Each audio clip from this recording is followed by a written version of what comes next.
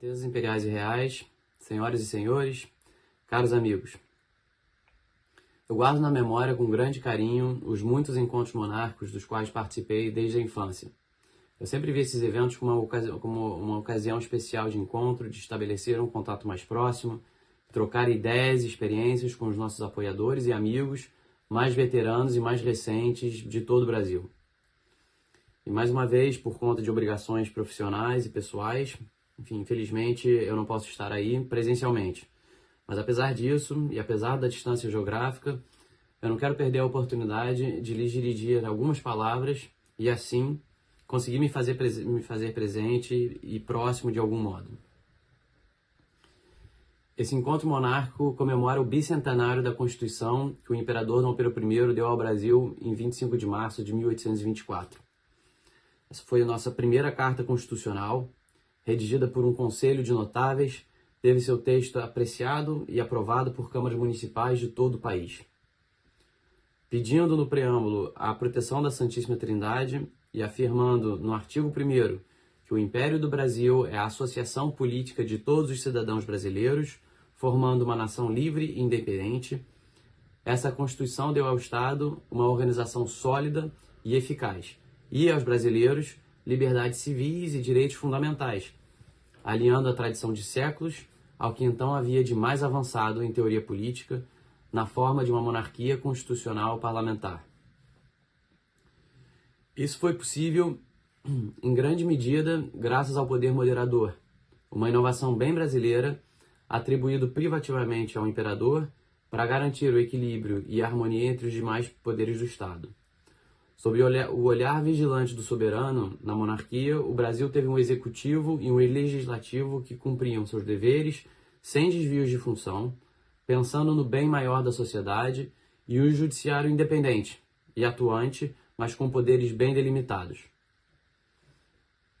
Após 65 anos de ordem constitucional, sob aquela que até hoje é a Constituição mais longeva de nossa história, vimos tudo isso ser descartado em prol de novidades filosóficas e sonhos de ideólogos positivistas, quando do golpe de Estado de 15 de novembro de 1889.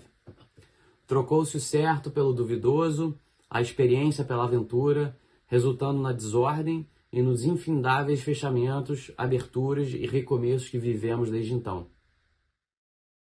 Esse estado de coisas não parece melhorar com o tempo. Pelo contrário, agrava-se mais e mais a cada ano, com um executivo corrompido, um legislativo fisiológico e um judiciário militante.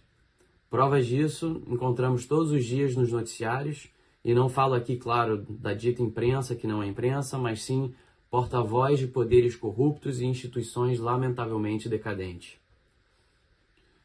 A Constituição de 1824 determina, no artigo 103, que o imperador jure manter a integridade e indivisibilidade do império, observar e fazer observar a Constituição e as leis e prover o bem geral do Brasil.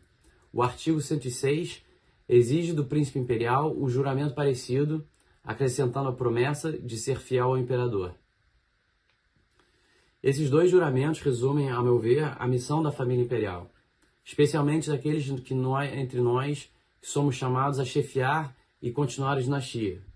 O primeiro é preservar e defender as tradições sobre as quais o Brasil foi construído e que antecedem a formação do próprio Estado. Segundo, preservar e defender também a imensidão de nosso território, rico em cultura e recursos naturais, e as legítimas autonomias e diversidades que nele devem existir. Terceiro, respeitar as leis e a separação entre os poderes, garantindo o bom funcionamento das instituições e as liberdades e direitos dos cidadãos. E quarto, ser sempre leal àquilo que, em última análise, a coroa representa, isto é, a unidade e permanência do Brasil. Enfim, acredito que o que nós monarquistas desejamos para o país foi descrito com exatidão pelo então Príncipe Imperial do Brasil, Dom Luís de Orleans Bragança, o chamado de Príncipe Perfeito, no manifesto que dirigiu aos brasileiros em 1913. E são com as palavras desse príncipe, do qual tenho a honra e responsabilidade de ser bisneto, que eu encerro essa mensagem. Para que o governo seja o que deve ser, é preciso que os seus órgãos tenham cada qual seu papel bem definido. Limite o executivo às suas atribuições naturais, à diplomacia, à defesa interna e externa do país, a assuntos de interesse geral da União. Os corpos legislativos contentem-se com ser, como o seu nome indica, as assembleias majestosas em que se elaboram leis de maior proveito para a nação.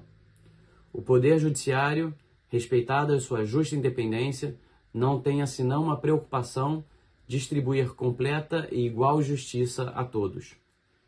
Enfim, a mais ampla liberdade eleitoral, o respeito dos direitos das minorias, a formação de partidos sólidos, com programas políticos bem definidos, superiores às mesquinhas questões de interesse individual, devem ser artigos irredutíveis do nosso programa. Resumindo nestas palavras: pouca política, boa administração.